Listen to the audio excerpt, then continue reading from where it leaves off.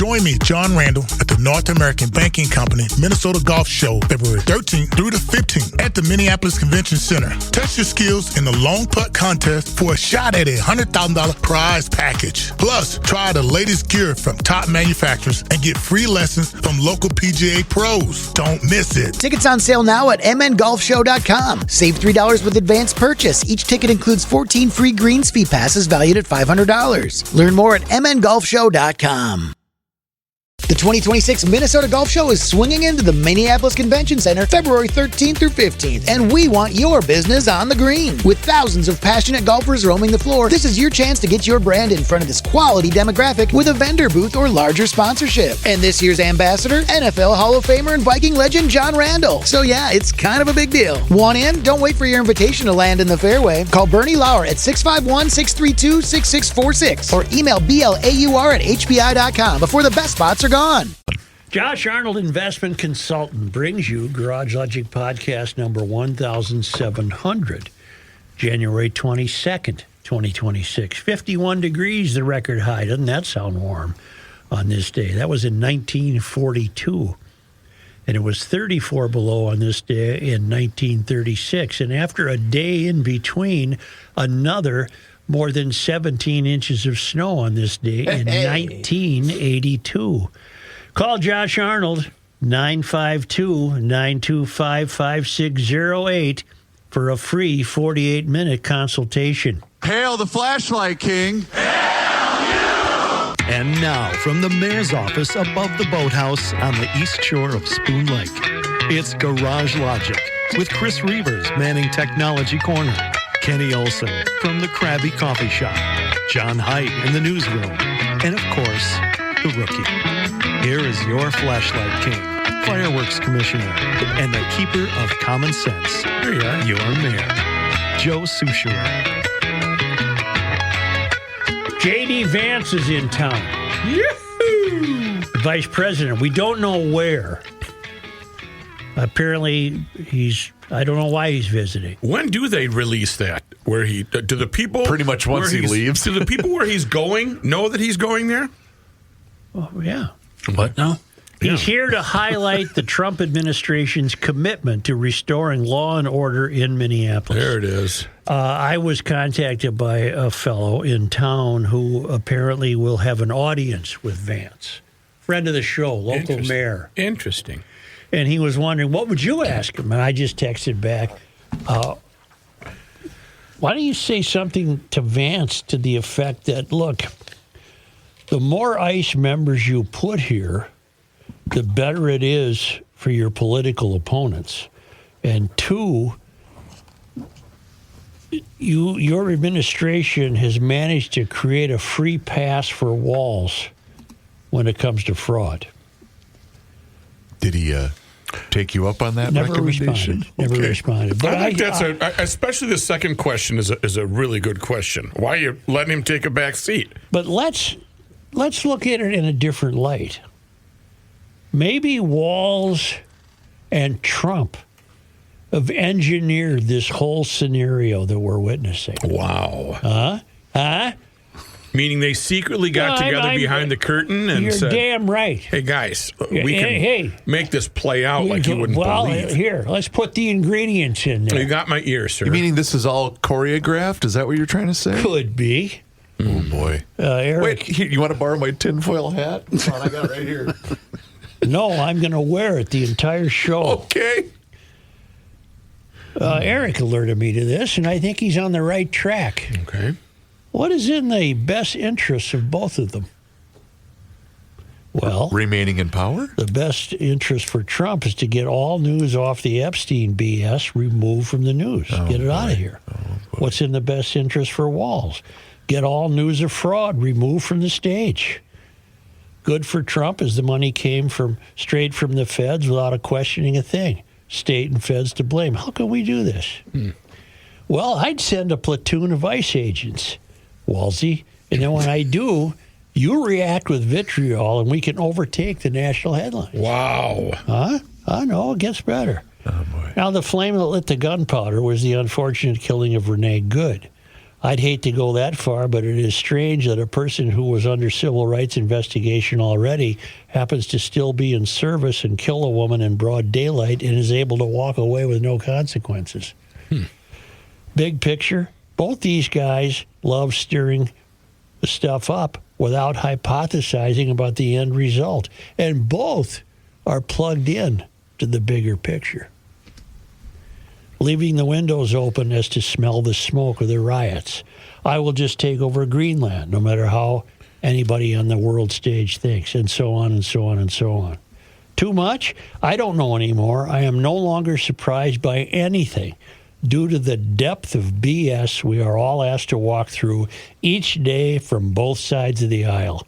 Honestly, I don't think you could write this bleep up, as it seems so outlandish on each side. Please, Lord, deliver us a third party. We need a Festivus for the rest of us. Eric Lizoff. I think Eric's right. I think this is so arranged between Walz and Trump that they had a secret meeting in an ice fishing house on Gull Lake. And they came to an agreement that Walsey said, look, this fraud stuff's killing me, but there's a way we can handle it. You send ICE agents here, and I'll raise a stink, and that'll get fraud off the table. Wow. Now, what's that do for Trump, though? I don't know what it does. It gets the Epstein stuff off the front burner. And so, hey, Walsey says, Trump says, it's a win-win. Then one of them gets a bite and pulls up a fish. They don't know what to do with that. And then they get back in their limousines and go back and they put this into play. You know, Trump's plane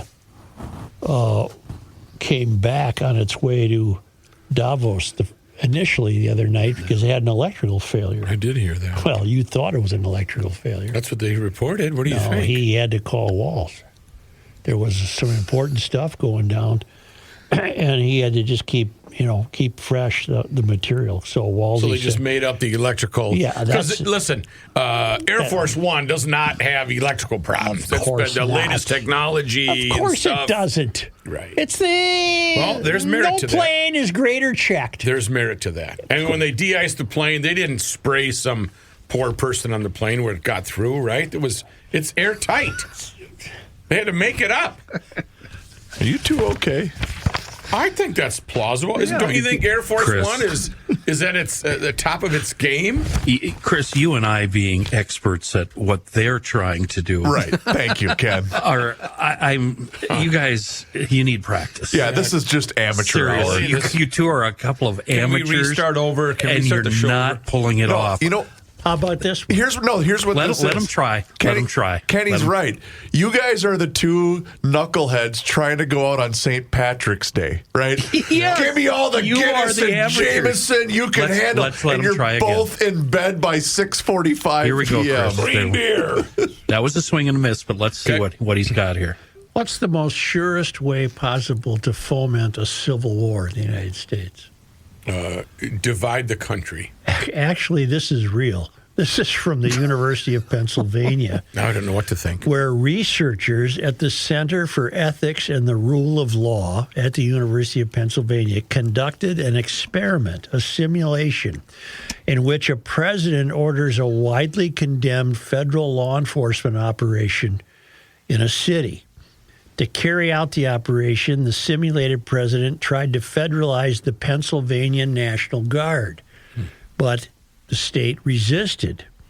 The National Guard troop, my printer went out. God dang it. Another conspiracy. What the hell? They're trying to silence you, Joe. Yes, he will not be silenced.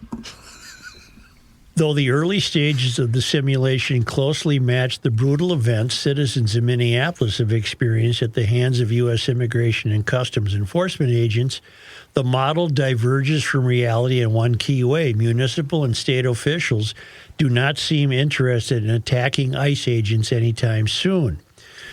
Though things definitely look hairy in Minnesota, a significant gulf remains between non-cooperation and armed resistance from municipal and state service members.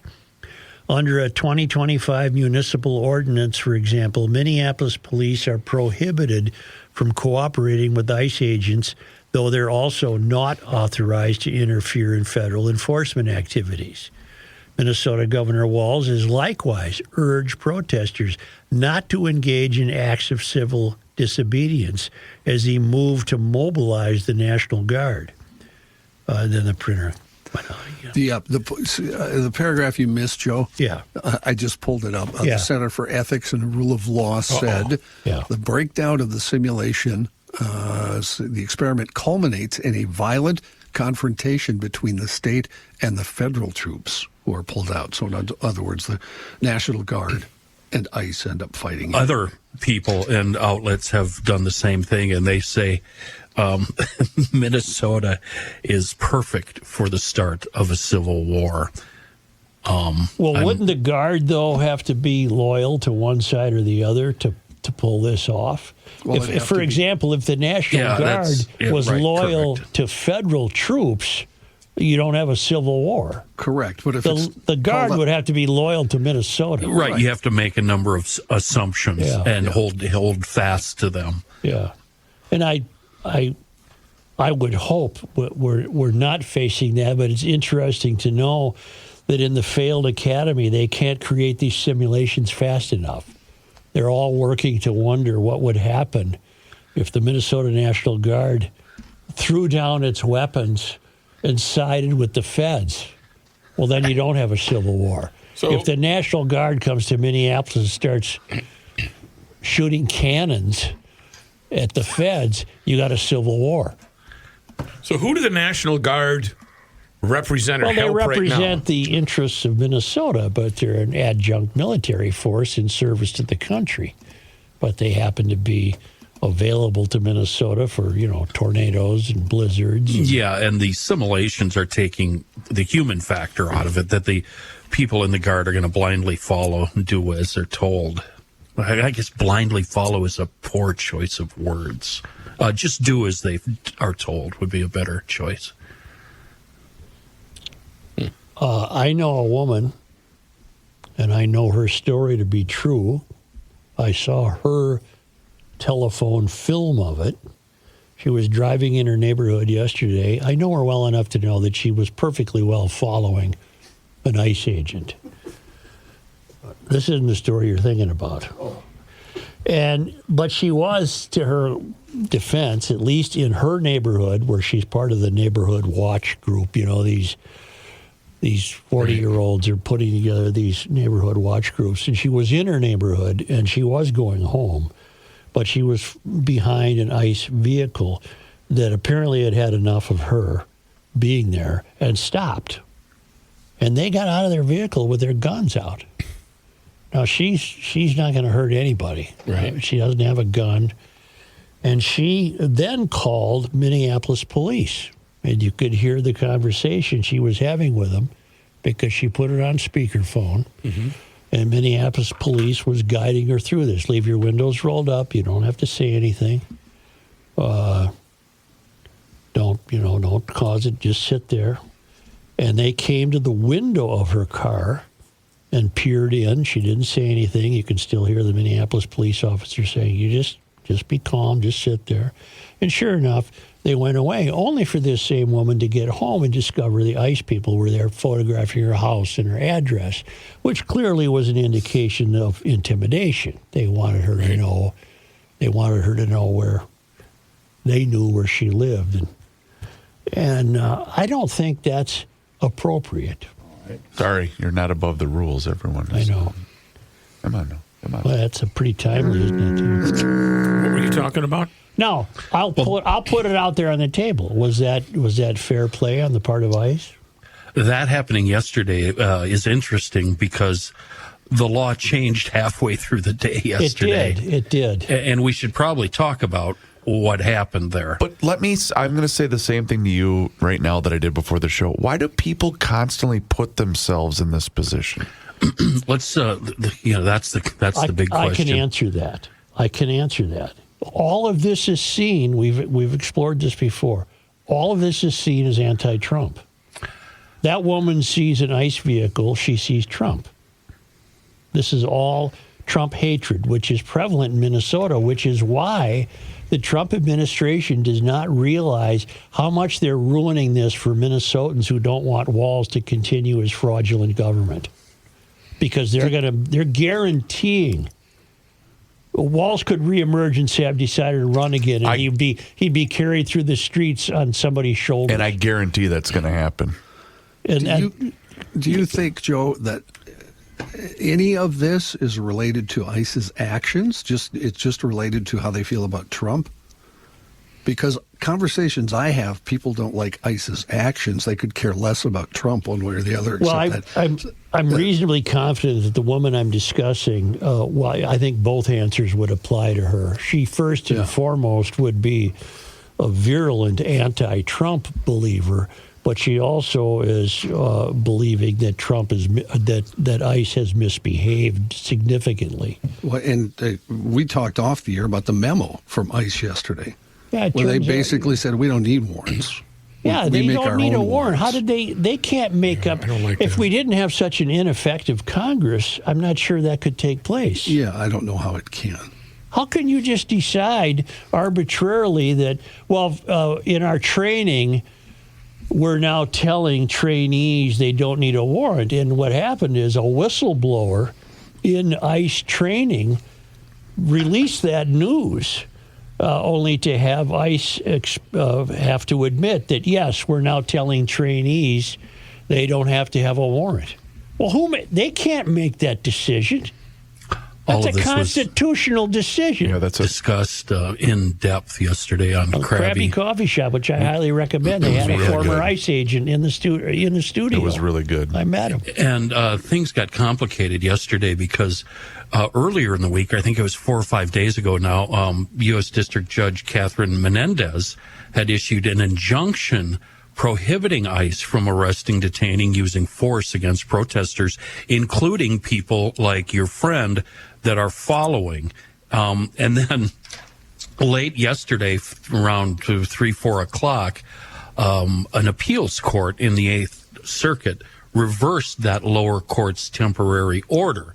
So things are back to normal. It's interesting. We were reading it yesterday, and the verbiage surrounding the people following was something along the lines, I don't know, maybe you remember, Chris, a reasonable distance? Yes. Or an appropriate distance? No, one of those words. It was a word that was subjective, maybe, but it was it left it open for interpretation. Exactly, yes. Yeah. So you're telling me that if this woman did that today, they might very well have ordered her out of the car and whipped her out to the Whipple House. Correct. Right. Well, that's okay. Yeah. Your point is made. Because I know someone personally. A juicy way of saying it. I know someone personally who I've instructed, saying, look, here's the deal. If you end up at the Whipple House, I have never heard of you. I don't know you. I will say I have been harassed that you've been using my name. Yeah. Don't ask me a thing. I've never heard of you. I don't want anything to do with it. How was that message received? Not well. Not well. With a gesture, why? Yeah. It was just a gesture I made. What's the big deal? I said, you know the way Things they're acting. operate, Why right? don't you just ignore that and Head to your destination. Head to your place of business or wherever you're going, and because if you end up at the Waffle House, I'm not in. Waffle House. Or Whipple House. Boy, if she ended up at the Waffle House, we got a different she's set down of deals south. going on here. Hands down, maybe the worst restaurant in the country. Oh, come on. Are you serious? The Waffle House? You hate fun. It's not fun. Let me tell you something my right Lord, now. It's the best fun you can have in a I've only restaurant. been to one, I should say that. It was in Florida. Especially 2 a.m. Oh, I was in one. Maybe they're great. Was it I would set the my one I alarm was at to was go. not great. Joe, I would set my alarm to go to one at 2 a.m. That's how fun they are. Kenny, get out of my head. Destination. I stayed somewhere, it was at Tennessee on one of my dum-dum runs, and I said, well, there's a Waffle House a mile away. I'm going to set my alarm for 1:30 in the morning Can I ask you just to go something? get some waffles and bacon. Can I ask you something? Talk to me. Are they here in Minnesota? No, I think how far north do we go? Is it Ohio? I have no idea. Joe, it's like walking into a David Lynch movie. It really it's good is. fun. It is. It's good fun. But the waffles weren't very good. That's not Well, the that's point. beside the point. Who gives a damn? You're there for the theater. You're there for the theater. Yes. Yeah. And the sausage patties left something to be desired. I wouldn't even nibble one. Are you a Patty or Link guy? Just let it sit there. patty. I Let it like sit a there. patty. I go Link. I can go either way, but I prefer a patty. You know, speaking of that, Rook, what would you say to J.D. Vance? Where should he go to grab a bite as long as he's in town? I'm surprised you didn't give Quick Trip. recommendations. Well, yeah, Quick Trip if he wants to get in and get out quick. But I mean, MK Viet. MK Viet. Order They for don't Mark. serve breakfast though. Oh. But he's got to get the egg rolls at MK Viet and the sesame chicken for sure. Hey, can we get back to Reaver's Breakfast point? wise, And maybe Chris, Keys is good. Downtowner Woodfire Grill. Yeah. Keys, they're still around. Huh? Oh, yeah. Yummy. Tons of them. Sure, yummy. Back to Chris's original point. The purchase of a door and the operator combination. If you like your current door, but you think it needs maintenance, you're a little worried, she's making some creaking noises in this weather, book a Precision Garage Door Noisy Door Tune-Up Special. That's a 25-point safety inspection and diagnostic, and they'll tell you, look, we think you'll make it till spring, but we better use some deep creep on some of these pulleys or whatever, or they'll say, no, you better replace this now because she's going to go, and that way you'll be safe all through the winter. You won't come out when it's 30 below and have things not working. Book online at precisiondoormn.com or call Precision Door at 612-263-6985 to schedule your free on-site new door estimate or book one of Precision Door's noisy door tune-up specials. Who doesn't love this time of year? Football playoffs are here, and Underdog is the best place to get in on all the action. Underdog is so easy, you just pick if your favorite players will go higher or lower on stats like touchdowns, rushing yards, receptions, and more. If you get your picks right, you could win up to 5,000 times your cash. So many great players to choose from this time of season, but the way I look at it, I think Matthew Stafford to go higher on yards passing is always a good way for me to go, and Saquon Barkley's a nice pick to go higher on rushing yards. So what are you waiting for? Download the app today and use promo code GARAGE to score $75 in bonus entries when you play your first $5. That's promo code GARAGE. Underdog. Make picks. Win money. Must be 18 plus, 19 plus in Alabama and Nebraska, 19 plus in Colorado for some games, 21 plus in Arizona, Massachusetts, and Virginia, and present in a state where Underdog Fantasy operates. Terms apply. See assets.underdogfantasy.com/web/play and get terms _DFS_.html for details. Offer not valid in Maryland, Michigan, New Jersey, Ohio, and Pennsylvania. Concerned with your play? Call 1-800-GAMBLER or visit ncpgambling.org. In New York, call the 24/7 Hope line at 1-877-8-HOPE-NY or text HOPE-NY 467-369. Yeah, no, I'm here. Okay. Yeah. Yep. You pointed at me. I didn't know what I was doing. And let's go to the town. Nekima has been arrested, huh? Nekima. Nekima, Levy-Armstrong pounds. I think that's, Armstrong. I'm sorry. Is this the first example I of? think that's amusing. Is this the first example of someone finally facing consequences? They're not going to. Nothing will come of this. No. Nothing will come of This this. is all theater. Gotcha. But it's fun theater, like Joe said. But I was very amused also that only two people got arrested. The left-wing radical Nekima Levy Armstrong and her pal Chauntyll Allen. Chauntyll Allen has been a burr in my saddle for years. She's a school board member in St. Paul, which is just a shame in and of itself. But she was noted for trying to start a race war at a Japanese restaurant a couple of years ago, calling all her friends to come over and join her to complain about the poor server who was trying to wait on them, and they complained about having to move to a different table or whatever it was. But Chauntyll Allen offers nothing to the public. And anyway, she and Nekima got arrested for that invasion of the church Sunday, the city's church. And Pam Bondi announced today that the U.S. Customs and now, why would they be arrested by Immigration and Customs Enforcement? I guess that's who Pam happens to have in town. Oh, also, and FBI agents. They arrested Nekima and Chauntyll, and she's listed as a clerk at the St. Paul Board of Education. Oh, God. Unfortunately, this is going to, among their crowd, make them look like martyrs and will be a wonderful thing to denote on their resumes. That's right. Unless they follow through with the prosecution, but I don't see this having any legs, unfortunately. Invading a place of worship, isn't that the kind of thing the kind of ideology that they accuse the administration of? That, in other words, it's dreadful to invade a place of worship. Yes. That's the belly of the snake. And they shouldn't have done that, and they won't suffer any consequences for this theatrical arrest. But it's interesting to note that it was noted. And what law are they? They're using a law about invading abortion clinics, and it's slipping my mind right now, and that's what they're standing on. There should be a law against doing this, period, against a church of any kind. I know it's unwritten code not to mess with a church while service is in progress, but I didn't know this either.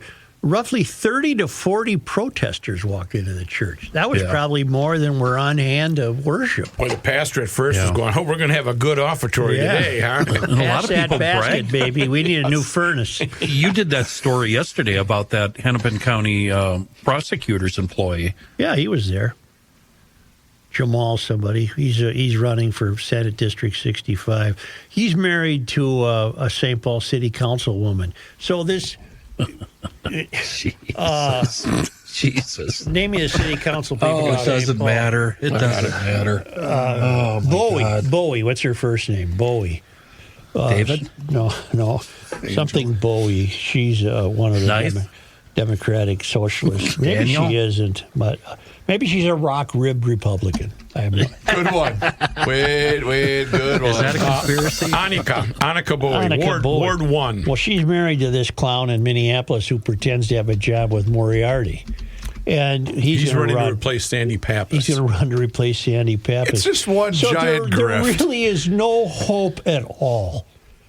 No hope at all for any common sense politics to govern the metro area. None whatsoever. Wow. It's just, we're done. It's over. Why are we doing this? When it's over. It's done. Because it's making us money? No, we're not for long. I was thinking, Chris, thanks. Not for long. What's going to be left to advertise? You mentioned the... This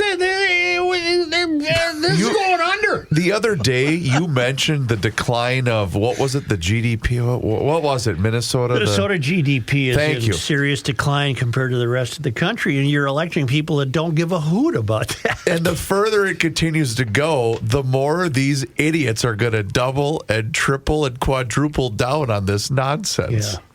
Well, getting back to Are going to elect new Democrats to fix this problem. Getting back to Nekima and Chauntyll. Okay. Again, nothing will come of it. I doubt they're even still in jail if they were ever in jail in the first place. But it'll certainly bolster their public image in the Twin Cities. They probably were the happiest people in the Twin Cities that they got arrested. Yep. Because it just rests their case in their estimation. Martyrs. Look what these evil people are doing to us merely because we point out that ICE is misbehaving. Look what they've done. They've arrested us. They're the happiest two women in the town. Mm-hmm. In fact, I'm surprised we haven't heard anything yet. Have we heard anything from Nekima? I don't think they let Chauntyll talk. I have texted her, but I have not heard back. Well, we did invite her on the show today. Yes. Well, you know damn well she's not going to. Yes. One time she almost came on. She almost did. Something changed her mind. There was actually a point in the last 5 or 6 years where I remember saying she and I agreed on something. I can't remember what that was. I don't remember what it was, but I do recall that as well. We agreed on something, which shocked both of us probably. Mm-hmm. They did decide to not arrest Don Lemon. Well, I would have arrested him just on principle. You're in town, Don. We're going to arrest you. You're not doing anything anyway. What the hell? I apologize because I wasn't here Monday. Did you guys address that before he did the interview with her? He gave her the nice big giant hug. Did the interview with who? Nekima. I did not know that. Oh, I thought you guys saw that. There's nothing wrong with a hug. They embraced? Well, he was going to perform that critical, hard-hitting, completely objective interview with Nekima. But right before that, they had to embrace. Hey, how you doing? Good to see you. How you doing, Tiger? Don was so bad he couldn't even make it on CNN. So that's tough. That tells you. We got to let you go. We got to let you go, Don. You're. You know what he was? He was CNN's speed bump.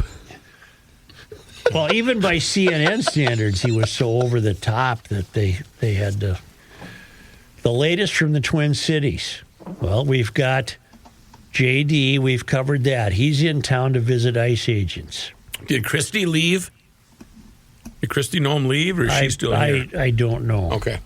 I don't know either. There's a crackdown widening in Maine. Are you aware It's funny, of that? I was just reading about that right now as you're speaking about it. Where a sizable Somali population is now the latest target of the administration's turbocharged coast-to-coast immigration operations. ICE directives are under fire. Federal agents are asserting sweeping power to forcibly enter people's homes without a warrant. I oppose that. That's terrible. So we got a surge in Maine? You got a surge. Okay. Do we fog? I forgot. so. Do we fog? Surge has reached foghorn Okay, status. I'm sorry. According to internal ICE memos obtained by the AP, we can just knock. We don't even knock here. We're here, and we don't need a warrant. So, good luck to you. What's happening now is pretty much the end of the world, isn't it? Huh? I guess it If probably not, is it's in your house. Pretty damn close. The little guy who runs ICE, Bovino. Yeah. You get a read on him? What's your read on him? Well, I don't want to go too far, but I don't like the color of his uniform. But more than that, there was something about his uniform that caught my eye. I know what it is. I know what it is. Okay, take a guess. What is it? John, you go first. It's the belt that goes across. Thank you, This, John. The school patrol belt. What's with the school patrol belt? Yes. That's the first thing I saw and thought of. I don't need that belt there. What's it holding? I don't like it. Snacks. Maybe it's a snack belt. Well, the school patrol belt, you had your badge. You'd put your badge Here on we the go. belt that went across. Here we go. But he's got It's almost like it's suspenders or something. I didn't. It was weird. It was. What are those called? Well, It's a merce. Maybe it's a merce. Maybe you have a merce. but I've never seen it on other law enforcement agents. It's just this. It's glaringly. It's called a bandolier. Well, it's glaringly obvious, and What is its purpose? Does it say, continue your research, Kenny. What does it signify? It's called a bandolier. Okay. I have one, but it's loaded. It's about 60 12-gauge shells. I was going to say it's Rambo style. But yours, I'm ready yours for a serves party. A purpose. Yours serves a purpose. It's Hey, got. I actually go to bed with that on, so It's I called- sleep with it on. The Sam Brown belt. Is it right? A leather belt with supporting strap passes over the right shoulder, worn by military and police officers named after Samuel Brown, 1824 to 1901, the British Indian Army general who invented it. And this probably says more about me than it does about anything, but the first thing I thought when I saw it, all the Nazi officers wore it. John, you just stole my question. But this, what you're reading, John, claims that many law enforcement officials wear Yes. it. I've never seen it on anyone except Bovino. Do you think late at night he only wears the belt when Mrs. Bovino was around? I don't know that, Matt. Okay. It was very popular. Hitler had one all the time. Oh, it was boy. a very popular go. Nazi appendage to the uniform. I've That's always when been, I first saw it, of course. I've always been loath to fall back on the Hitler BS, but I'd get rid of the brown belt. if the shoe would. fits, Yeah. He wore the long coat, too, the other day, which was weird. Did you That- see that? was it leather? Is it a long coat with the collar up? Well, is that what he said when he walked in? He said, "Why the long coat?" Hey now. When he walks into does the Darth Vader theme play? Was it leather? I don't think it was leather. No, I think it was cloth. Yeah. Yeah. I wear one. It's like it was left over from the Hogan's Heroes look at set. show I him. wear one around the house wearing Look at this nothing guy. else but the bandolier. That a This picture guy of you? wore it too in high school. Oh, for Christ's sake. What's up, I'm Hitler? praying. Gabriel just showed a picture of himself in high school with the Sam Brown belt. He has blonde hair and the blue eyes. Was that a St. Thomas thing? ROTC. It's ROTC. ROTC. That's right. Yep. That's So right. I Okay. was a high-ranking position, so you get that if you're a. Okay, Niedermeyer. Well, I had Niedermeyer. I had a kid. And your own father making fun of you. Then I had a kid in And ROTC he had who, to pay for it, too. who wasn't high ranking because he never had that. Yeah, well, He was low He was an ranking. my enlisted dad man. didn't either. So Was that's that- you probably didn't what have he's that, been did you? doing. Was your kid Confederate. nickname, was his nickname Flounder?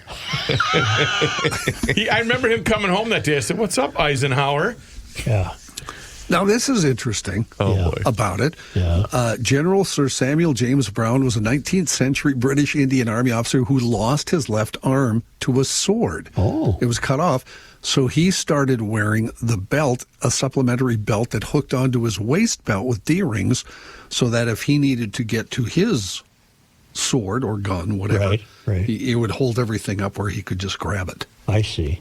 Which is kind of interesting, Yeah. I thought. I'm going to start wearing mine to work. Well, in other words, the belt seems to have an honest origin and yeah. necessary origin. Yes. What was the name, John? Sam Brown. General Sir Samuel James Brown. Gotcha. Okay. Good God Almighty. No, Sam Brown. Oh, Going to the ghetto. You want to do one of Downtown these? Sam Brown. Yeah. Do you want to do one of these? I'd love to, Joe, but Go not ahead. before I tell everybody about the fine folks at North. I got my American pullover on. Banking Company. You do. You're sporting the team Thanks, colors. Bilski. Hold on. Let me do this. Look at Rookie's shirt from Thanks, North American Bilski. Banking Company. I'm waiting for my next one in February. Here. Would you already wear that one out? Yeah, it's all yellow pitted and stuff. That's the best thing about North American Banking Company is, you know what? They get to know you, your family, and your business, and that's the way they've been doing business to create a better banking experience since 1998. And you get that personalized feeling anytime that you walk into any one of their 6 Twin Cities locations, whether it's Woodbury, Hastings, Shoreview, Maple Grove, Roseville, or 50th in France. They offer all of the same online updated mobile banking tools as all of those other big national banks. But once again, the key difference is you're going to get the unparalleled service of a community bank. And you can see it for yourself. Check them out online today. It's nabankco.com to learn more. It's a wonderful operation. And you know what? It doesn't matter what you're looking to do. Whether you're looking to buy a home, perhaps finance a new home renovation project, or get that new car that you've been dreaming about, their experts make it easy. Once again, nabankco.com to learn more. It's banking done differently. North American Banking Company, member FDIC, is an equal housing lender. Positive Thursday is brought to us by Schoonover Body Works and Auto Care. They're in Shoreview at 1060 County Road E. As usual, Mike Schoonover is here. Hi, Mike. Hey, Kenny. So Bob in Falcon Heights sent a wonderful email detailing his recent experience with you guys. And I've got to say, Bob's predicament couldn't have been more clustered. How complicated. The short version is his bride had an unfortunate run-in with a sign, dented the passenger door, and scraped up the right front fender, right? Not a big deal, right? You're with me so far? I am. It was his wife's fault. They admitted it, and they knew their insurance company would be paying for the repairs. But then, a few days later, a hooplehead sideswiped him, did the same kind of damage on the captain's side, dent in the door, scrape on the fender. In this case, it was the hooplehead's insurance company that would be responsible for the damages.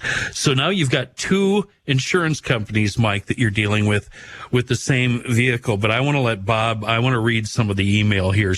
Bob says, Schoonover is coordinating everything with both insurance companies and timing it all out so my vehicle will be done with both sides from the separate incidents, ready for paint at the same time, efficiently, and with my satisfaction in mind. Of course, not with the insurance companies.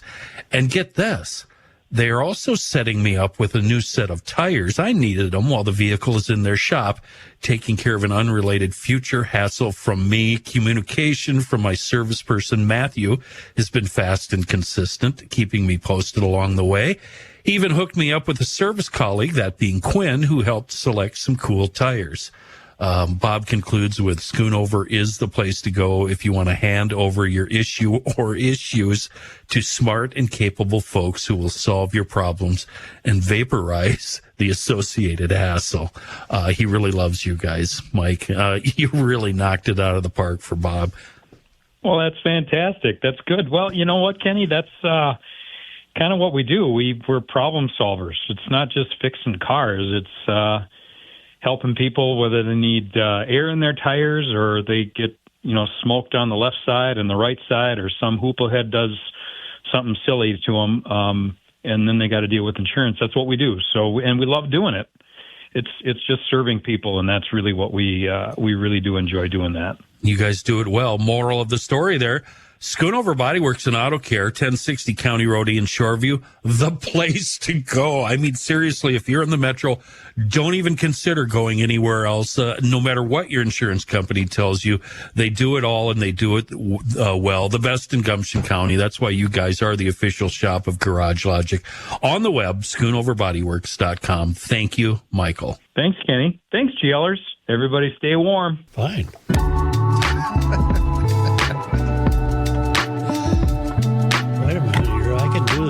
You got it. Oh, shoot. Here's a guy that can't skate backwards. I lost it.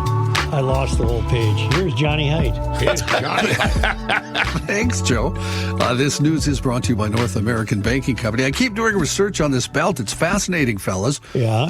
John Pershing, remember General Pershing? Oh, sure. He was a big fan of it and wanted his officers to wear it all the time. Oh. And then it caused a problem because the Army Chief of Staff, General Peyton March, disliked it intensely. Oh. He put out a note saying there is no authority for wearing of this belt within the limits of the U.S. It will not be worn. That was in 1917. Oh. But there are many, many articles about these Sam Brown belts. So Bovino, we could say, comes by the belt, honestly. It doesn't have an insidious. It's the British started it, and it was very popular with the British, and that's where it was adopted from there. All right. Big announcement? Joe's going to wear a belt? Here's Johnny Heidt with news. Thanks, Rook. In news, we talked about this a little bit. Federal authorities have arrested two of the people connected to an anti-immigration enforcement protest that disrupted a church service Sunday in St. Paul. U.S. Attorney General Pam Bondi announcing this morning that U.S. Immigration and Customs Enforcement and FBI agents arrested Nekima Levy-Armstrong, a civil rights attorney who helped organize the protest. Minutes later, Bondi announced Chauntyll Louisa Allen was also arrested. She's listed as the clerk of the St. Paul Board of Education. Protest happened at City's Church on Summit Avenue Sunday as about 30 to 40 protesters walked into the church during the service around 10:40. They're protesting a pastor at the church who is also believed to serve as a local ICE official. The U.S. Department of Justice announced its intent to investigate the protest. Still unclear what crime Levy-Armstrong or any protesters would be held on. The North American Mission Board, which is associated with the church, said that what occurred was not a protest. It was lawless harassment. Others say the protest was protected by free speech. Do you think the administration is aware that there's not a better state in the union to have everything they do backfire than Minnesota? I haven't thought about it. You're right. Everything they do will backfire in Minnesota.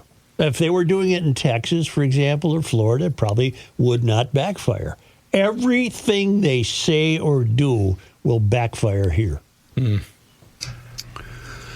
doesn't. I have information here. The feds were considering charging the protesters under the Freedom of Access to Clinic Entrances Act. The FACE Act prohibits physically obstructing or using the threat of force to intimidate or interfere with a person seeking. Now, here's where it gets complicated, seeking to reproductive health services or seeking to participate in a service at a house of worship. So that might fit the bill. Mm-hmm. I still say nothing will come of it. Yeah, I would agree with that. And as we talked about, federal immigration officers are asserting sweeping power to forcibly enter people's homes without a judge's warrant. That according to an internal memo, Immigration and Customs Enforcement memo, an ICE memo, that marks a sharp reversal of longstanding guidance meant to respect constitutional limits on government searches. The memo authorizes ICE officers to use force to enter a residence based solely on a more narrow administrative warrant to arrest someone with a final order of removal, a move that advocates say collides with the Fourth Amendment protections and upends years of advice given to immigrant communities. The U.S. Army has now ordered several dozen additional active duty soldiers to get ready for a possible deployment to Minneapolis if needed. The defense officials, speaking on condition of anonymity, confirmed that members of the Army Military Police Brigade who are stationed at Fort Bragg in North Carolina have been given prepare to deploy orders. If deployed, the troops would likely offer support to civil authorities in Minneapolis, according to the official, who stressed that such standby orders are issued regularly. They do not necessarily mean that that troops would end up going.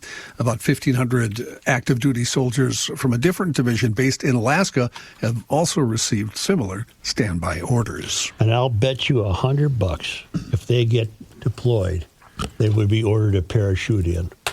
Oh, I'll bet you $100. You think for little theater? Mm-hmm. If it does get enacted, wouldn't this be the right weekend to do it? Which is about you'd lose about 15 people. 50 below zero, And it's so windy, the parachutists would blow away. They'd right in the river. They'd land down in Iowa somewhere. Land in Kenny's backyard. Yeah. If I had $100 that was expendable, I would take your bet. You don't think they'll parachute in, huh? No, he's saying he's broke. I just know I don't have $100. A 7-year-old Zimmerman girl who was reported missing last night is safe, and a suspect is in custody, according to authorities.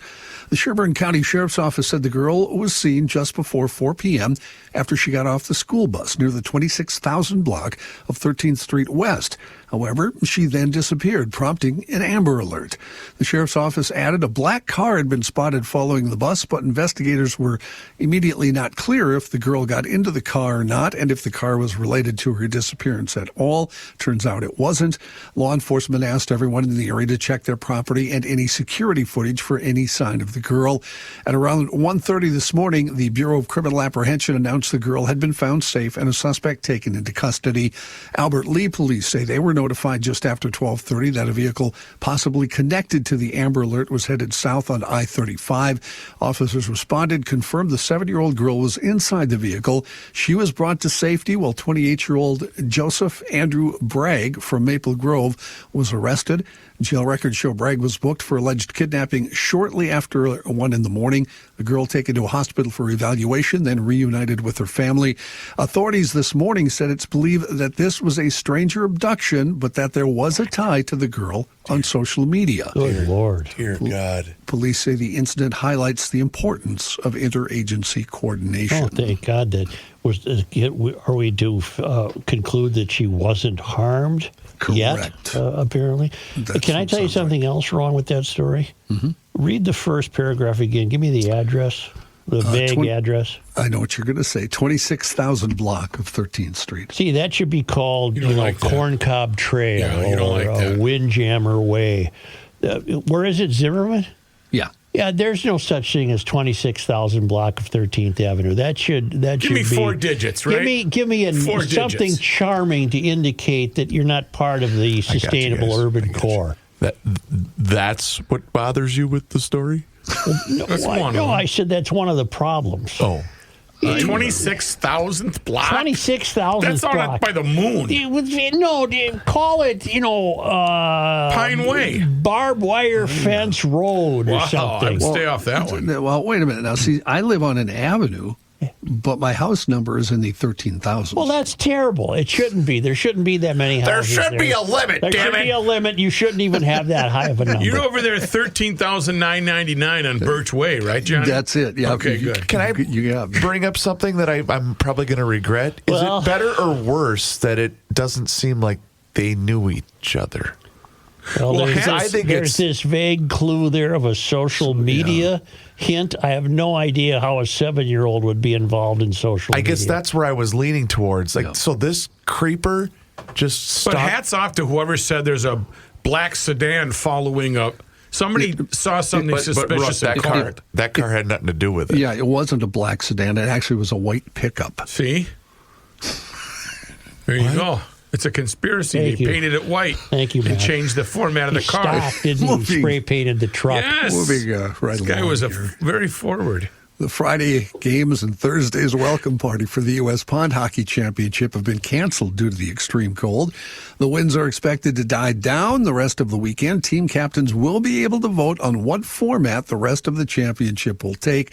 They said we'll share the updated schedule as soon as voting is completed. The tournament was canceled back in 2024, but that time it was canceled because of warm weather, melting all the ice. I only have one question. Yes, sir.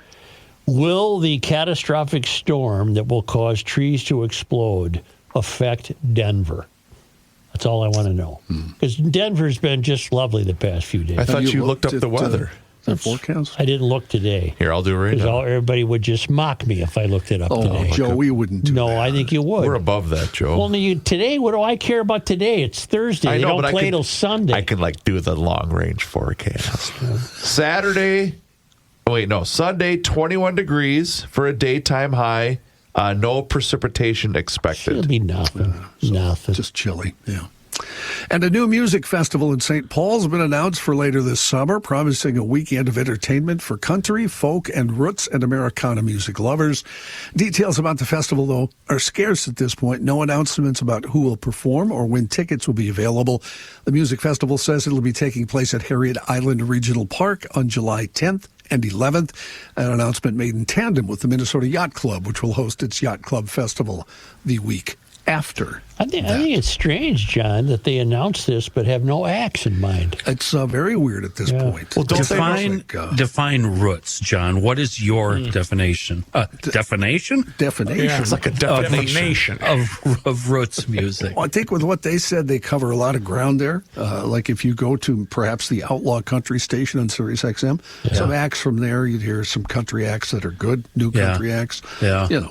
Sturgill, it's Tyler too Childers. generic and overreaching for my preferences.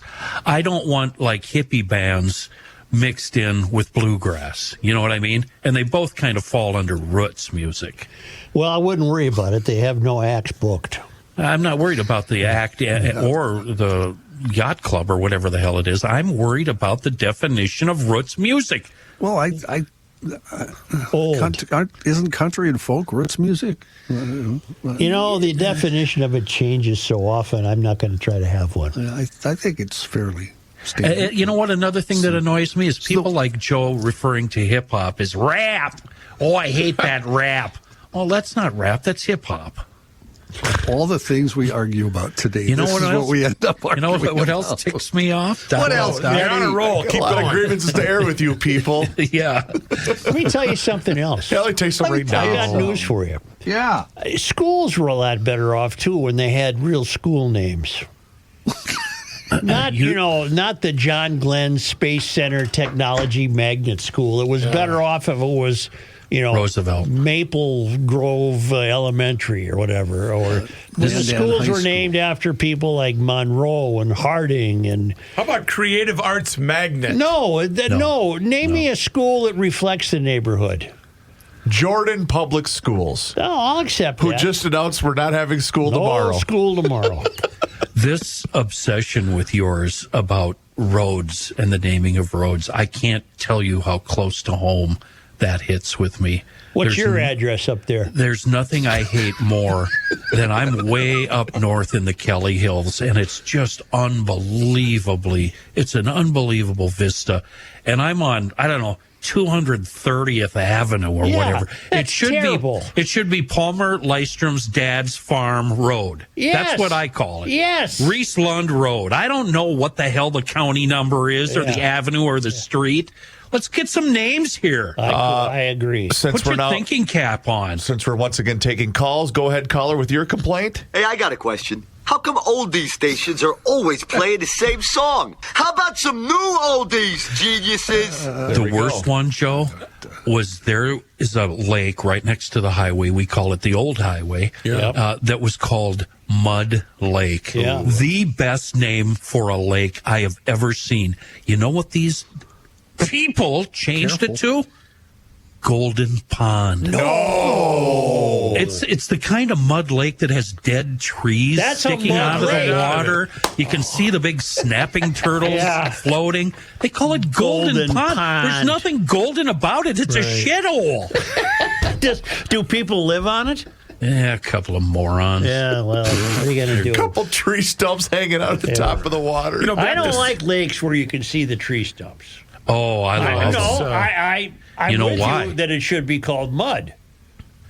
I like those lakes because you have to know every inch of them if you're out in the boat alone. That means, Stump Lake. That's a great name. That's a great name. Yeah. That means the idiots that come up and launch their $60,000 boat and they're blasting through it at 70 miles an hour, and they tag and the one spray of those is dark.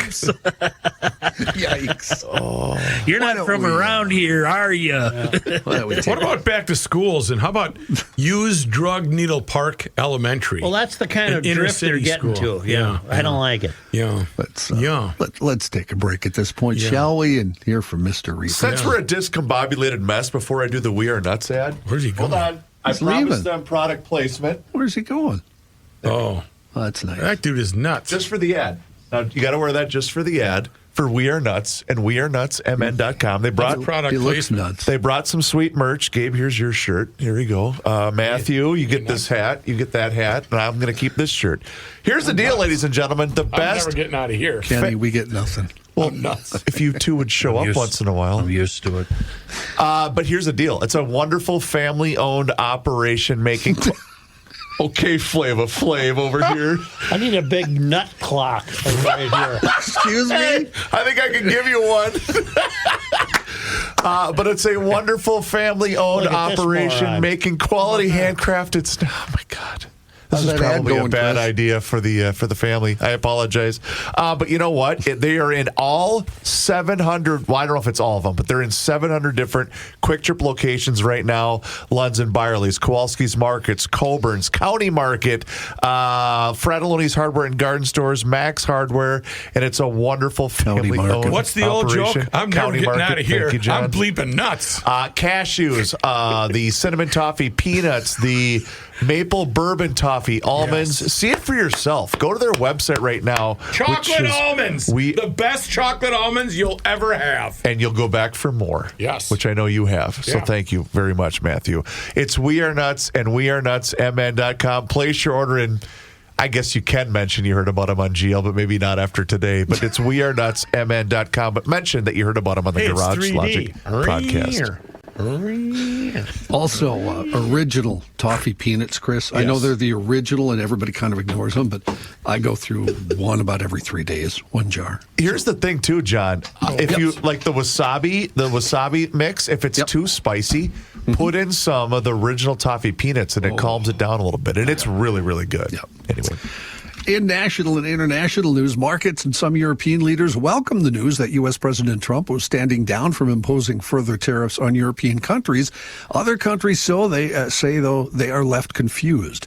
The president told CNBC that he had the, quote, concept of a deal with NATO Secretary General Mark Rutte shortly after declaring on Truth Social that he would not proceed with the levies he threatened on the 8 European countries from February 1st. Markets rose on the news, but questions remain about the supposed agreement on Greenland, as the president didn't share any details of the framework or who actually agreed to it. One strategist told CNBC nobody's going to believe him anymore as far as the financial markets go. The president outlined what he called the Greenland Agreement in sweeping terms, casting it as an ultimate long-term deal that locks in U.S. national security and gives access to minerals. But the president did not say whether Denmark, which is responsible for the island's defense, or Greenland had signed up for any part of it. Further adding to the confusion, Rutte told Fox News the issue of Greenland's ownership never came up in his talks with the president, which were about Arctic security as Chinese and Russian activity increases. Do you I have think an interesting. Go ahead, Joe. Do you think that Trump creates wildly exaggerated demands, hoping to end up with what he wanted in the first place? In other words, in New York, when he was in the real estate business, would he just say, I want the Empire State Building? Damn it, give it to me. I deserve it. I want it. But what he really wanted was an empty lot on the same block, and he ends up beating them down to saying, well, how about this empty lot on this block? Oh, okay. And he said, okay, I'll take that. And the next thing you know, he's building a Trump Tower and maybe declared bankruptcy on that. That's how I negotiated a contract with an old general manager we called Hey Man. Yeah. I went in there and I asked for Trump money. And he laughed at me and said, well, instead of that, I'm going to give you this. And I'm like, ooh, home run. All right. Okay. Yeah, I'll see you, take it. loser. Yeah. But what you just mentioned, Joe, there's a really, really interesting article that I discovered that GLers might want to look at. I read it. And I'm just going to tell you how to find it. It's too complicated. Just Google Josh Wolfe, WOLFE, Greenland article. Josh Wolfe, Greenland article. You'll find that, and you'll be linked to it. And it's a really interesting piece, and it basically talks about what you just said, Joe. Well, and it's all Wolf speculation. It is. But it's interesting nonetheless. Yeah, that's all you're going to get at this point is speculation. And his speculation is, see, but that's asking me to believe that Trump is still very sharp. And having listened to him the past couple of days, I think that's in question. I really do. So the key words I'm taking away from that are asking me to believe. Mm-hmm. And if I don't believe anything anybody tells me anymore. I'm done believing in anyone. Yeah. But either it doesn't matter who you are or what you're saying. I don't know if I believe you. But it is interesting. He seems entirely happy with whatever arrangement has been arranged with Greenland. Which is a long way from him threatening to invade it. He never apparently intended to invade it, and we all swallowed the bait.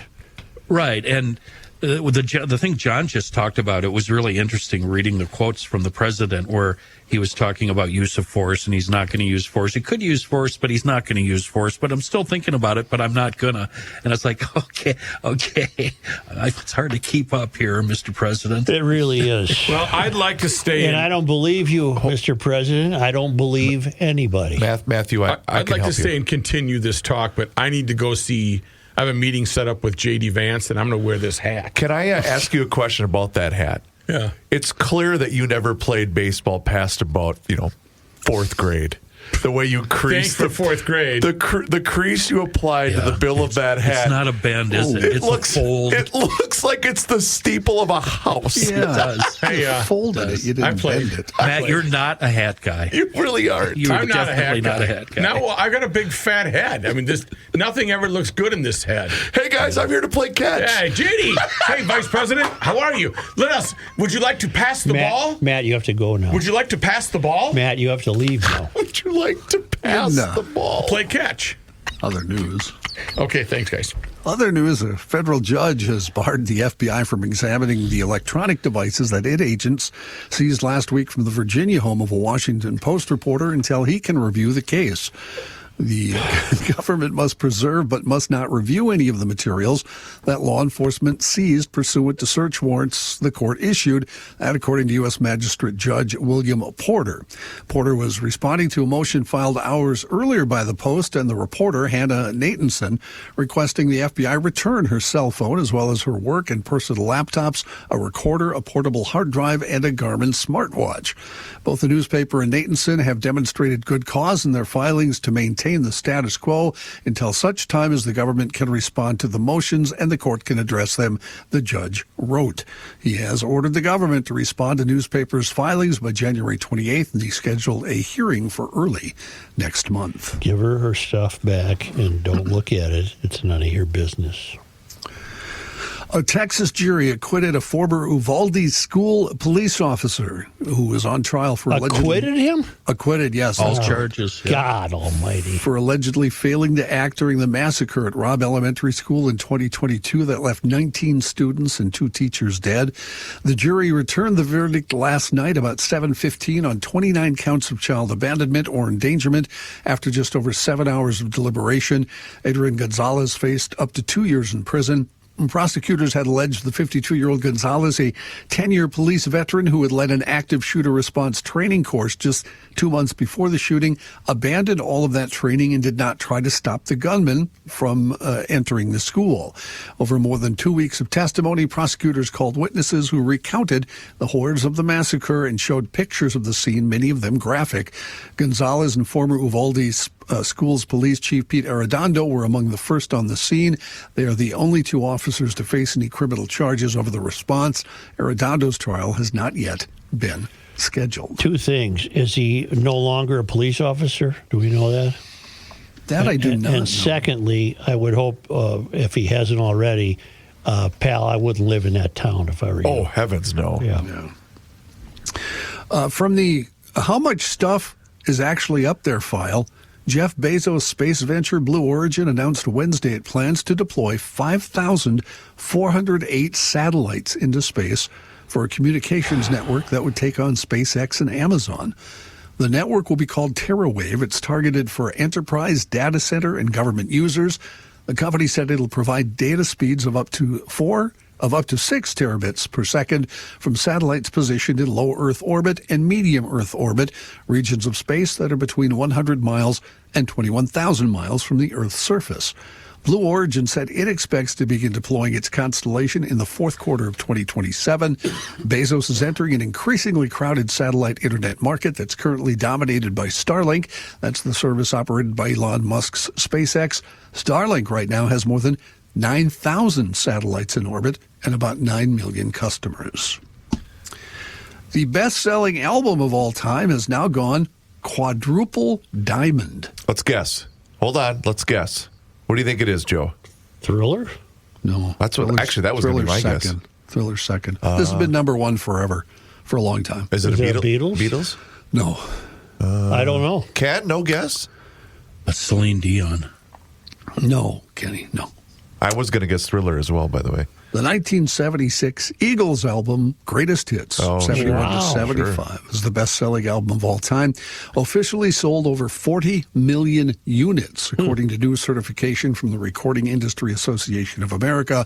Also announced at the same time, the band's 1976 record, Hotel California, has been certified 28 times platinum, maintaining its position as the 3rd best-selling album.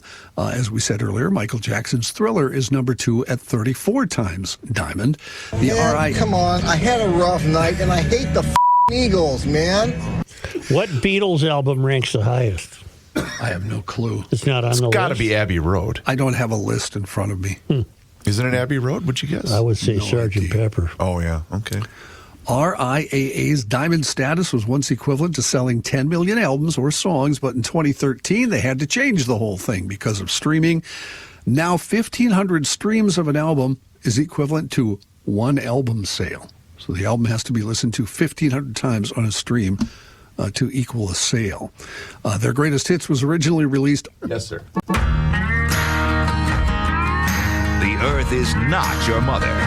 The Joe Souchere Show. I got a bone to pick with the guy. Oh, me? After the last break. Robert Poon-Kochar. This guy's trying to rip me off. Ooh. Does he do afternoons on K-Fan? Dan, I didn't say that. Joe, one day as I was walking on the beach in Florida, I looked down and I had an epiphany. I said to myself, this is it. The perfect self-sanding shoe. I remember about 5 or 10 years ago, the sidewalks were really icy and you were concerned about falling down on your daily walk. You had talked at length about self-sanding shoes. No, I didn't, pal. You're ripping me off. I talked about self-salting shoes. Shoes that would dispense their own salt as you walked. Although I'm going to say that maybe he's on to something better. I often thought about ways to perfect this, but I knew you wouldn't publish it on the air. Well, the hell I wouldn't. I'm reading this, aren't I? I figured out GL. What? I don't know what he's talking about. I grew up on a farm and spent my 38-year career on the construction industry in the laborers union. 25 of these years, I was a commercial construction superintendent. Yes, kids, you can make a far better living in retirement in a building trades union than being a social media influencer or podcast journalist. Boy, he's taking a shot at us, isn't he? I guess. My career required me to be a quick thinker and problem solver. For the self-sanding shoes, you would start with a pair of Crocs. Well, there's your first mistake, pal. You don't wear Crocs up here in the winter, okay? You see, the Crocs have holes in the front, which would spread sand in front of you as you made each step. You would wear a backpack with silica sand in it. That's dry and it wouldn't freeze. Sweet Jesus. So you'd run 2 plastic tubes from the backpack, one to each Croc. The tube would run along the side of your foot to the front of the Croc, continuously feeding sand. Boy, I think he's on to something. Continuously feeding sand to the 3 holes of the Croc in front. The Croc will broadcast the sand on your foot moves forward with each step. I know you're concerned with cold feet. Yes, you would have to wear electric socks. These would actually heat the sand as it passes by your foot on its way to the front of the Croc. I know this may need a few bugs worked out, but I think it is headed in the right direction. Or you could just winter in Florida like me. One more thing. I was at the State Fair broadcast this year, and I kept telling my wife, who is that weird guy in the audience? I discovered later it was Ingy.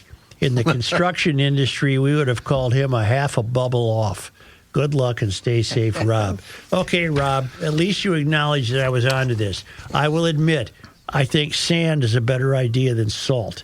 Sand would act instantly. There wouldn't be enough time for the salt to benefit the walker. So I'm saying that's a hell of an idea, but I think it requires special shoes. Somehow the shoes would have to have some means of spraying the sand out as you walk. Are both of you residing in the Twitch farm? Seriously. Well, how can you even have a serious... Have you not... I know you own a pair of ice cleats. I do. And let me tell you something. That's the answer. No, let me tell you something. Okay, here we go. This is brilliant. You're just not. You're Chris, not strong 39, enough. 39. Exactly. 39. So this isn't for the purposes of this guy's getting to the car. This is for going for your daily walk, you correct? Go with your sand shoes. And you got the backpack that carries all your sand, and that sand is distributed with each footfall. How many pounds of sand are in the backpack? Yeah. Do you know how much sand weighs? That would strengthen the value of the walk. It would improve the aerobics of the walk. Here, put on this 100-pound backpack, loser. Go for a walk. Watch out for the ice. I think it's Rob. Let's put together our heads on this. This is fantastic. You'll sell 2. Chris just made a good point, too. Watch out for the ice. So if you fell with 100 pounds of sand on your back, somebody would have to help you out. Well, who says it has to be 100 pounds? Well, you could adjust the distribution of sand. You could have depending on the day, you might just require a very light coating of sand. Or a heavy coating. You could get a treadmill. I don't like that. I want to be outside. Okay. Yeah. Just get some cleats. I got the cleats. You know, it's kind of a shame that you're not curious enough to think of some new invention like this. This is what GL does. Yeah, you go right in your garage, you go on the workbench, and you put this together. Yeah, okay. I do have a question. All right, Einstein. You know, when you study economics, they talk about this thing called supply and demand. Yeah. Right? Yeah. So you think that the demand for creating said product would be that would cause you to increase the amount of supply. Absolutely. Can you hear the commercial? Are you off your rocker? No. Are you aware of Are you aware of the salt shakers that in order to get the salt out of them, you got to kind of pound the top, and it distributes the salt after you pound the top of the salt shaker? So I'm doing it. You mean when you're eating a meal? Yeah. Okay. No, you've seen those. Sure. Okay. Same thing here. Same concept. As your foot hit the ground, it would be like that salt shaker getting pounded. The sand would come out of the bottom of the shoe. So you're going to rig a hose up that runs 2 tubes of sand into your shirt, down through your right pants, through your pants, down into your shoe. leg. Yep. You laugh. This will be in LL Bean within 2 years. I can't wait to watch you on Shark Tank with this product. Oh. You and Mark Cuban are going to be billionaires. Self-sanding shoes. You know, the people that would buy the self-sanding shoes are also the same people that would use that same salt shaker on their driveway. No, think of the action of the salt shaker. When you pound the top, it distributes salt. Yes. Same thing. Oh boy, my foot just hit the ground. Boom! There comes some sand. Only because they come to us. LL Bean makes adult stable icers walk traction devices. They sell them for $39.95. Ain't nothing like sand shoes. This is from the traveling Lymans who are in Kaiwaka, New Zealand, and Tom writes, on yesterday's podcast, several things were mentioned. Kenny asked, wasn't it Jessica who would touch me to get me to stop talking? Yes, indeed, it was her, because she couldn't give me the look. Rookie asked, what was the worst thing that happened to us? Oh, there were 2 things. We all should remember this. Jessica needed emergency open heart surgery in 2010. I remember that. While they were in South Africa. And 2, during the 2020 COVID, remember this too? He got locked out. They were stuck in Mumbai, India for 10 months in a hotel room. That's when I realized they really liked each other. But what really made us laugh was you, Joe. When you asked what Mrs. Lyman's name was, the guys all said Linda. What made us laugh because my ex-wife's name is Linda. Oh, crap. That's my fault. I'm sorry, Jessica. Tom. And yes, indeed, Jessica does most of the work. So I was right about that. Geez, you had to use Linda, huh? I spent some time on worldwidewaftage.com yesterday afternoon. That's a fun website. That's cool. That's where it they makes are. a guy envious of the life they're leading. Well, they planned it out. They're going to be in studio this spring. It'll be fun to have them in. On this day... Joe, today is January 22nd. Well, it was on this day in 1819. Did you know this? Morton S. Wilkin was born in New York State and patented the first attempt at making sand shoes.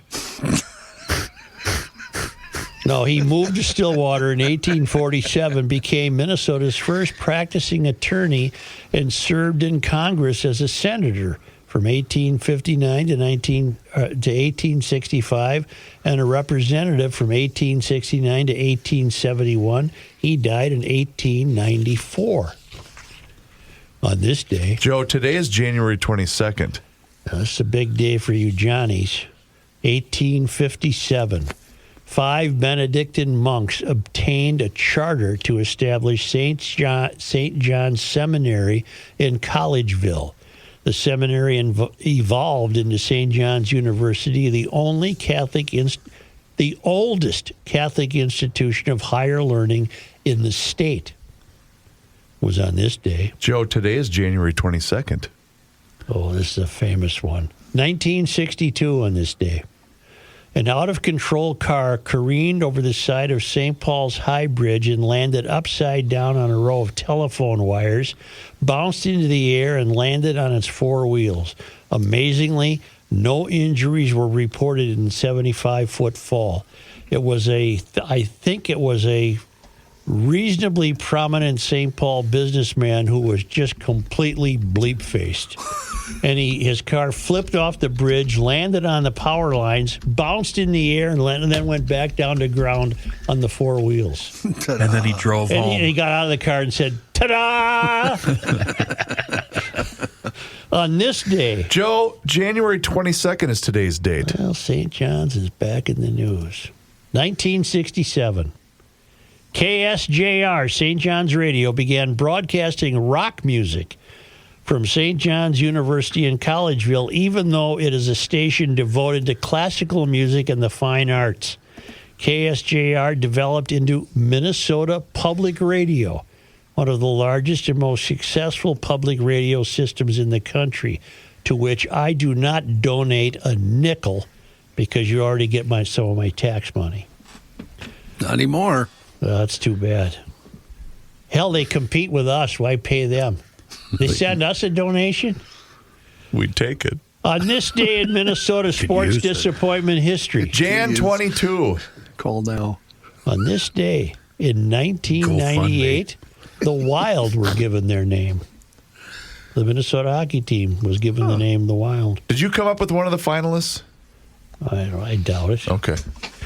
On this day... Speaking of that, are you going to tell us where the medallion's hidden? I don't have anything to do with it, Got and it. I can't make heads or tails out of these ridiculous clues. Got it.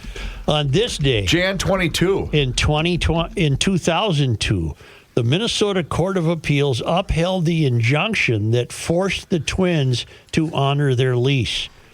Twins and MLB then filed an appeal to the Minnesota Supreme Court because they were still trying to contract the Twins, but they failed. Well, sad baseball note on this day. Jan 22. 2003. Hold on. Oh, we lost Harmon, right? Nope. David Ortiz signed with Boston. Oh. Yeah. Was that close? Did Harmon die in 22? No, Harmon died much later than 2003. Okay. Oh, yeah, you're right. It was you're right. Just a few years ago. Well, the way your inflection. Well, it was a sad note to lose Ortiz. Sure. Who went on to have a Hall of Fame career with Big Boston. Papi. Big Papi. Big Papi. Thank you, GLers. Yes. How are you? I need to hit this button here. And remind you to hit the subscribe button on the Garage Logic YouTube channel. Yes, that's right. Garage Logic has a YouTube channel, and you can watch the show each and every single day, starting right around noon. And on that channel, you can also see full segments, video shorts, even behind-the-scenes footage. It's all there for you. Just search Garage Logic on YouTube, along with all of our social media channels, which includes Facebook, Instagram, and X. And you can also sign up for the Daily Logician. That's an email that comes right to your inbox each and every single day, and it includes the most recent episode of the podcast. Find out more and sign up today online at garagelogic.com. It is time once again that we check in with our guy, Mr. Money Talk. Josh Arnold is with us once again right here in Garage Logic, and now is the time for you to do the same. So do not delay. Do exactly what I did and pick up that phone and dial 952-925-5608. That number once again is 952-925-5608. When you call that number, you're going to get Josh, and he is there for you for that free, yes, I use the word free, 48-minute financial consultation with absolutely zero obligation. And he will always give you the straight talk. He will never give you the sugar-coated advice. And he is on the line with us once again right here in Garage Logic. And boy, Josh, some big surprises took place yesterday. And our self-driving taxis going to take over? Well, let's go with the self-driving taxis first, and then we'll talk about the cries from yesterday to turn the market around. News this morning that Waymo, which is owned by Google or Alphabet, is extending their Waymo service in several southern cities. That's a nice source of income for Google, in addition to the other entities that they earn or they own, including YouTube, and their big move into AI with Gemini. As I'm sure you're aware, Google Gemini is going to be powering favorite Apple Siri, and that will be introduced later this year. But their Waymo service has been really gaining a lot of ground, and I do believe in terms of the, say, self-driving taxis, Waymo is probably in the lead. Meantime, Elon Musk has been pushing Tesla's robo-taxi and said by the end of this year, his robo-taxi will be widespread throughout the United States and possibly in a lot of cities outside of the United States. And the third player, and we'll say self-driving taxi cab, Amazon's Zook. So plenty of competition in self-driving taxis with Zook, Waymo, and Tesla's robo-taxi. going to be very interesting and could put a little pressure on some of the other ride-hailing services. Though I do believe that several of the ride-hailing services, whether it's Lyft and especially Uber, have made contracts with both Waymo and Robotaxi to add to their fleet. So it'll be very easy, we'll say, for you to get around even if you don't own a car. Meantime, the market, which sold off very strongly on Tuesday after the return after the long holiday weekend celebrating Martin Luther King Day, the market has rebounded very nicely starting yesterday afternoon and extending into today after the president told CNBC's Joe Kernan in an interview that there was a framework of a deal on Greenland. The market breathed a big sigh of relief and moved up very strongly on that. And that could mean that the EU, which had said yesterday morning that they were going to impose, we'll say, the bazooka on the U.S., I just believe backed off. In light of, I did see some source material coming from son number 2, who has been a research analyst for several hedge funds and now has his own research company, Lake Cornelia Research. According to a source that he has, the Green Party in Germany cautioned against any type of tariff war, particularly when it comes to energy. Germany had turned off their nukes and coal-fired plants. They lost out on the Nord Stream gas pipeline, and they are very dependent on U.S. LNG, and they indicated that any type of tariff that would affect energy sources will also affect or adversely affect their subsidies for immigrants. Very interesting indeed with that. Just having that extra source of energy, I'll say here in the United States, and the ability to move energy, particularly natural gas, LNG, any place in the world is definitely, I'll say, a coveted position to be in. And that could also help some, we'll say, natural gas stocks currently have moved up with the weather, but that's something also just to pay attention to going forward. Excellent advice, as always, Mr. Money Talk. You heard him, GLers. Now is the time for you to pick up the phone and make the call for that free 48-minute financial consultation, again, with zero obligation. And you do that just like I did by dialing 952-925-5608, where you always get straight talk and never, ever sugar-coated advice. Josh, as always, thank you so much for the time and the chat. Enjoy the rest of your day. Stay warm, and we'll talk to you again tomorrow. We'll look forward to it. Investment services offered by Josh Arnold Investment Consultant, LLC, a security investment advisor. Past performance is no guarantee of future results. All investments involve risk. All comments and opinions are Josh Arnold's and do not constitute investment advice. Chris Reavers is a paid endorsed. At Arizona State University, we've made online education better, smarter, and more personalized, so you can go further in your aspiring field. I decided to pursue medicine once I realized that ASU did have the online program for biological sciences. You're still required to learn the same curriculum. You're still being tested on the same content that anyone would be tested on in person. The comprehensiveness of the program prepared me so well for medical school. Explore over 350 plus programs at asuonline.asu.edu.